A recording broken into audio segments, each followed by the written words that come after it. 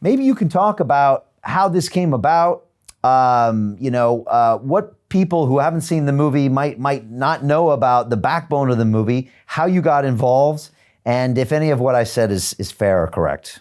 Yeah, listen. So in 1998, MCAM, which once upon a time was Mosaic Collateral Asset Management, a company I started in October 31st, 1998, we were set up to do something very unique in the global marketplace. And that was that since the 1800s, specifically since 1805, the intangible assets of a company, and that means patents and copyrights and trademarks and contracts and things like that, intangible assets are not part of what are listed traditionally as bankable assets for those corporations.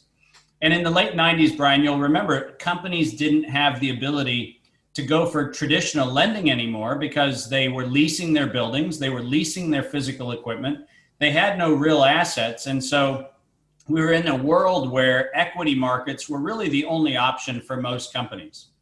And so our company was started in tandem with a number of international financial organizations and government organizations to set up a way to allow the intangible assets of a company to be used as collateral to reopen the credit markets. That's what we did.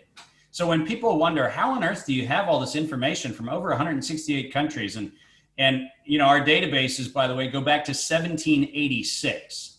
So we quite literally, if it was an idea that moved across a border since 1786, the likelihood is we have the artifact of it.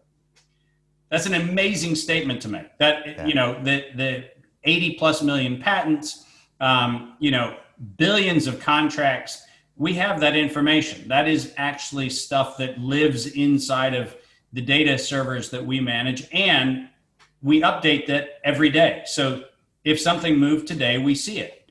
And there was a point, I think it was a point you made on another video that I watched of you by saying, and again, it's obvious to you, but it might be not obvious to a lot of people, is that most of that information isn't digitized.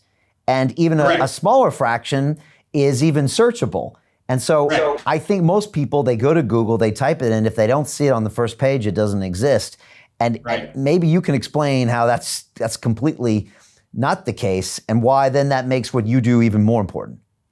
Yeah, well, that's great, Brian. I mean, Google, as people should call it, is an opinion curation engine.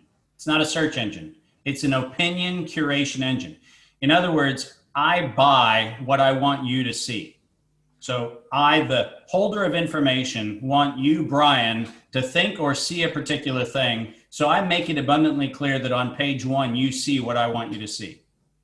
This is not a library. This is not the Dewey Decimal System where you flip through cards and went to the stacks and found out that you didn't know that you were interested in the book that was next to the book that you thought you were looking for. That's not this. This is actually somebody buying your mind control. It's a paid-for narrative. Yeah, Google is not a search engine, never has been a search engine. It has always been an opinion curation engine. And that just means you are being essentially suckered into a message that you are unwillingly consuming in this weird exchange where somebody wants to control your mind and you're playing along.